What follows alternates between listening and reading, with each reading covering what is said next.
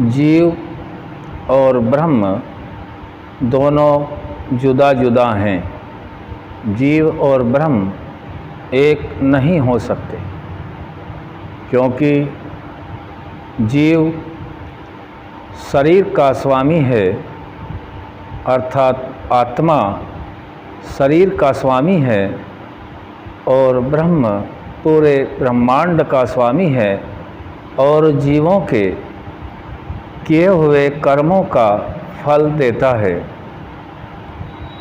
जीव ब्रह्म का अंश इसलिए भी नहीं हो सकता क्योंकि जीव के अंदर ब्रह्म के गुण नहीं घटते हैं।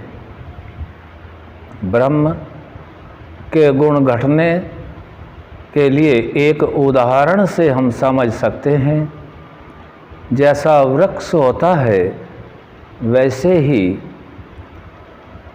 उसके पत्ते आदि होते हैं, और जो दूसरा वृक्ष उसी वृक्ष से बनेगा तो मूल वृक्ष के गुण उस सूक्ष्म वृक्ष में अवश्य होंगे। इस बात से सिद्ध होता है कि परमात्मा के जो रचने, पालने, संहार करने आदि अनंत गुण हैं वह जीव के अंदर नहीं हैं। और दूसरा हम यह भी समझ सकते हैं, यदि जीव अर्थात आत्मा को ब्रह्म का अंश माने तो जीव के द्वारा किए गए कर्मों का फल कौन भोगे और कौन उसको फल देवे। इसी से हम मान सकते हैं कि जीव ब्रह्म का अंश नहीं है।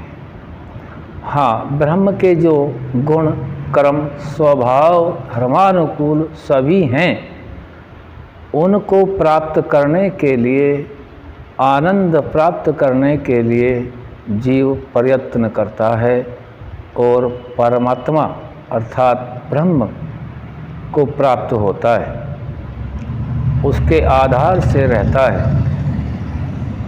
क्योंकि ब्रह्म तो आनंद स्वरूप है, जीव आनंद स्वरूप नहीं है।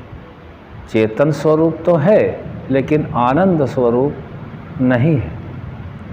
आनंद की खोज में ही ब्रह्म की न्याय रूपी व्यवस्था से अन्य अन्य शरीरों अर्थात मोक्ष को पाता है। जीव अल्पज्य है और ब्रह्म सर्वज्ञ है। जीव कर्ता और भोक्ता है। प्रकृति रूपी जो साधन है, जो ऐश्वर्य है, जीव उसमें फंसता है और परमात्मा इसमें प्रकृति रूपी जो साधन ऐश्वर्य हैं उसमें नहीं फंसता। सर्व विद्यायुक्त ब्रह्म है, लेकिन जीव सर्व विद्यायुक्त नहीं है।